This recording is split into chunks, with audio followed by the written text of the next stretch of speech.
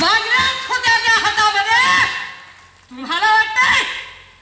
तुम्हाला वाटतंय की तुम्ही बांगड्यात आणले इकडे म्हणजे फार मोठा पराक्रम दाखवला. अरे दादा हो, कुणाला नाटक शिकवताय?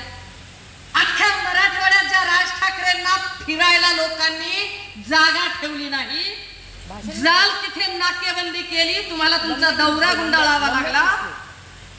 ज्या एकनाथ शिंदेना एकीकडे तुम्ही बहीण माझी लाडकी म्हणता ना, आणि बहिणीच्या हातातल्या बांगड्यांना कमी समजता, म्हणजे तुमचं प्रेम वेगळे आहे, म्हणजे तुम्ही बहिणींचा सन्मान करत नाही.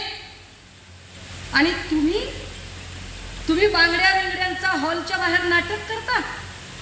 आणि तुम्हाला असं वाटतं की असं नाटक केल्यावर आम्ही फार विचलित होऊ किंवा आम्हाला अजिबात नाही. स्त्री शक्तीचा सन्मान म्हणजे बांगडी आहे, फार महत्वाची आहे ती. इथल्या तमाम स्त्रियांनी, ज्या मनगटांनी हा संसाराचा गाडाही ओढला, इथल्या तमाम स्त्रियांनी आपल्या पुरुषांच्या सोबत, भावासोबत, बापासोबत, आपल्या जोडीदारासोबत अख्खं घर चालवण्यासाठी प्रयत्न केले.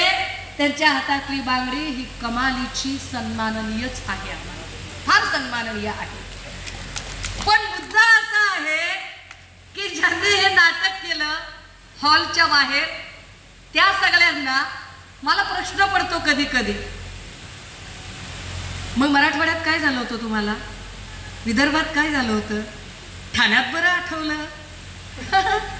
ठाण्यात तुम्ही तुमच्या कंट्रोल सिच्युएशन मध्ये, जिथे एकनाथ शिंदेची तुम्हाला मदत मिळू शकते, म्हणजे एक उपकंत्राटदार फ्रस्ट्रेट होतो आणि मुख्य कंत्राटदाराकडे तक्रार करतो. मुख्य कंत्राटदार उपकंत्राटदाराला सांगतो की ठीक आहे, तू माझ्या इलाक्यामध्ये, अरे अपने इलाके में तो कुत्ता भी शेर होता है, मजा तो तब है इलाका तुम्हारा और धमाका हमारा होता है. आणि सुषमा अंधारे ती ताकद ठेवते. देश विदेशातील प्रत्येक घडामोडींचे लाईव्ह अपडेट मिळवण्यासाठी आता साम टीव्हीच्या सर्व सोशल मीडिया प्लॅटफॉर्मला लाईक, फॉलो आणि सबस्क्राईब करा. तसंच सर्व नोटिफिकेशनसाठी बेल आयकॉन प्रेस करायला विसरू नका.